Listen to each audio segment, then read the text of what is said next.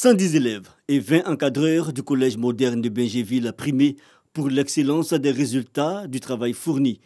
Comme les années précédentes, l'édition de la journée d'excellence et du mérite tenue au collège moderne de Bingerville a encore révélé des élites. Ça a été un travail vraiment ardu, mais l'abnégation et le courage, la persévérance aussi m'ont permis d'avoir cette moyenne. Pendant la rentrée scolaire, il faut bosser. La maison peut venir après. Parce qu'on constate qu'il y a des élèves pendant l'année scolaire qui préfèrent s'amuser que d'étudier.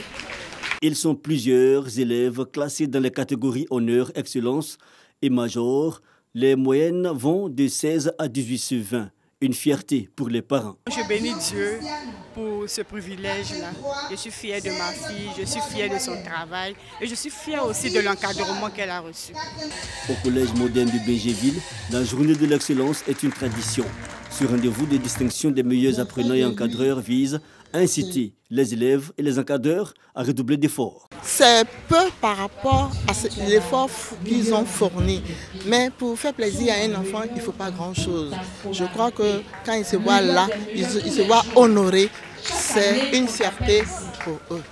Cette cérémonie a été l'occasion pour le directeur régional de l'éducation nationale d'inviter les parents à un suivi régulier des enfants.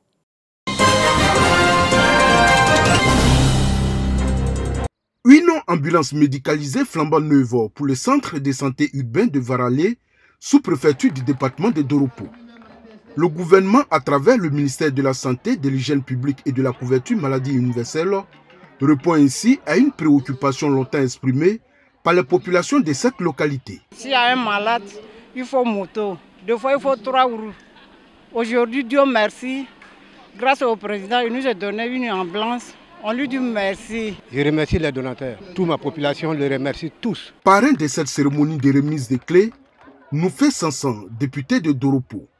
Il a saisi l'occasion pour exprimer sa gratitude au chef de l'État Alassane Ouattara pour ses nombreuses actions en faveur de la région du Bunkani. Cette ambulance fait partie de tout ce que le chef de l'État a bien voulu nous envoyer dans notre région. Il y a quelques années de cela, personne ne pouvait s'imaginer que notre ville, notre village, pouvait être traversé par ce goudron. Au-delà du bitume, c'est le centre de santé dont nous avons bénéficié. Le centre de santé urbain de Varalé, désormais équipé d'une ambulance. Les populations n'auront plus à transporter les malades sur des motos et des tricycles pour les conduire dans les centres de santé de référence. Le directeur départemental de la santé les a exhortés à prendre soin de cet engin afin qu'il puisse servir le plus longtemps possible. Comment valoriser le fruit du labeur des femmes et leur permettre de vivre décemment? C'est à cette problématique que les acteurs de la société civile veulent apporter une réponse en instaurant le Salon pour l'autonomisation et l'innovation féminine SAPEF. Il va s'agir des journées thématiques, c'est-à-dire des panels, des conférences, des communications, des causeries et des débats. C'est des thématiques importantes qui donnent l'importance de la femme dans l'économie locale. On aura aussi des journées gastronomiques pour présenter les mets africains. Prévu se tenir du 19 au 22 août prochain, ce salon ambitionne être un carrefour de valorisation des inventions des femmes, selon la représentante du ministre de la Femme, de la Famille et de l'Enfant. Ça sera également le lieu où il est prévu de pouvoir les accompagner à travers des renforcements de capacités sur tous les mécanismes d'innovation pour leur permettre de rendre plus performantes leurs activités sur le terrain. Pour cette première édition, les promoteurs du SAPEF attendent plus de 3500 femmes issues de tous les secteurs d'activité. Garantir une sécurité alimentaire et pousser vers tout ce qui a trait à la bureaucratie jeune. Tu as même oublié que l'Afrique, c'est la terre. Cette scène est loin d'être une pièce de théâtre. C'est la finale de la 4e édition du concours d'art oratoire dénommé Flamme linguistique qui s'est tenue dans les locaux de l'INPHB de Yamoussoukro, la capitale politique. Elle a mis aux prises les étudiants des grandes écoles et universités de Côte d'Ivoire, environ une 50aine d'établissements en compétition. Yahi Rebecca Cyril de l'école IHBI de Yamoussoukro a remporté le prix de la catégorie français. Éric Bois étudiant à l'INPHB, lui, remporte le prix Slam.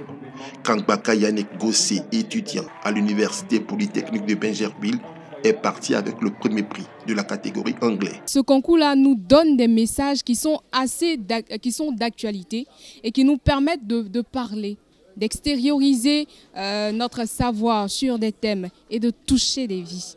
Et c'est ça l'essentiel. Alors je suis super content de mon travail. Voilà.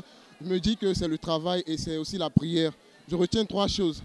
Travail, constance et prière. Voilà, c'est tout quoi. Vraiment. Après 4 éditions, ce concours d'excellence se positionne comme une référence dans le milieu estudiantin. Son promoteur en situe les enjeux. Le tout n'est pas d'avoir les enseignements qu'on donne aux étudiants. Il faut encore qu'ils aient les outils pour pouvoir restituer ces cours.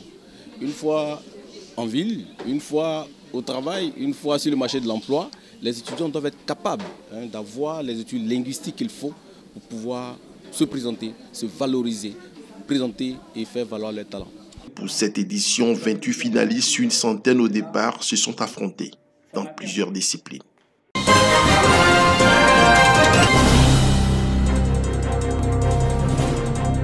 Des artistes d'ethnie Dan, regroupés au sein de la MAT, la mutuelle des artistes du Tonkpi. Ils sont porteurs d'un projet de logement en faveur des leurs. Un artiste, un toit, bientôt une réalité. C'est un projet vaste et nous allons créer une cité à Ma, à Danane, à Biankouma, à Zouaouyen pour que tous les artistes de la grande région du Tonkpi puissent avoir un pied-à-terre chez eux. Pour le président de la mutuelle des artistes du Tonkpi, Léon Gueye, connu sous le nom de Onel Mala, cette mutuelle a pour objectif de faire sortir ces artistes de l'informel. Vous savez, tous les artistes ne sont pas toujours dans la légalité quant à leur organisation et beaucoup de choses rentrent en ligne de compte. Ce premier projet, Un artiste, un toit, permettra la construction d'une cité des artistes dans la ville de Logoualé, localité située dans la région du Tonkpi.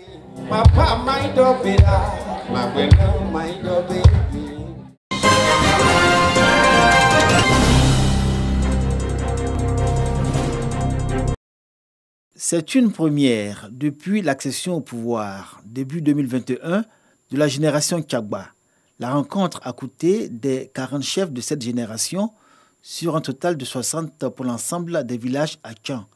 Un taux de présence de plus de 66% qui traduit l'importance de la rencontre. Aujourd'hui, les chefs désignés des Tchagba dans chaque village à Tchan ont du mal à asseoir leur pouvoir et cela les contrarie énormément. Les causes sont plusieurs. Il y a, par exemple, la mésentente au sein des Tchagba eux-mêmes. Il y a aussi une deuxième raison où nos aînés s'immiscent dans les affaires pour diviser les Tchagba, à telle enseigne que pour être en paix et rechercher l'arrêté, ça devient compliqué. Mais nous avons foi que nos autorités vont nous aider, surtout avec l'arrivée du nouveau préfet.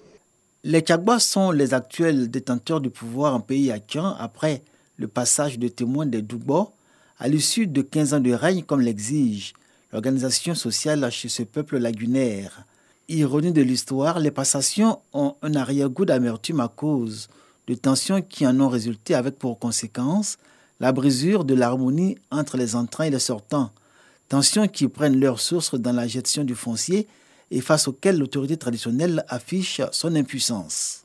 Aujourd'hui, avec l'avènement des morcellements des terres, les hybrides ont des problèmes parce que les gens s'agrippent à l'argent. On ne voit pas l'œuvre qu'on doit accomplir pour le peuple, mais on voit ce qu'on doit gagner personnellement. Et ça fait que nous avons problème.